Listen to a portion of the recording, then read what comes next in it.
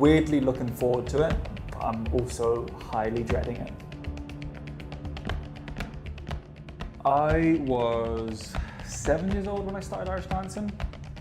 You talk about like these really small things in life that like bring you down different parts, and basically how I got into Irish dancing is...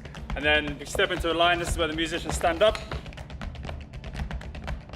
So we knew we wanted to kind of provide opportunities for other dancers, us included, just to kind of broaden everybody's kind of CV, like dance CV, and just because we have so many friends like near and far that like we could offer like opportunities too.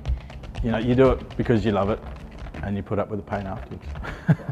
Especially the older you get, you really need to keep on top of that, so it can be pretty difficult, especially if you've been doing it for so long. It was like an outlet for all the ideas, because Kevin has toured for probably 12 or 15 years and I've toured for a decade. Because I think it'd be quite poetic if my last show was my first show.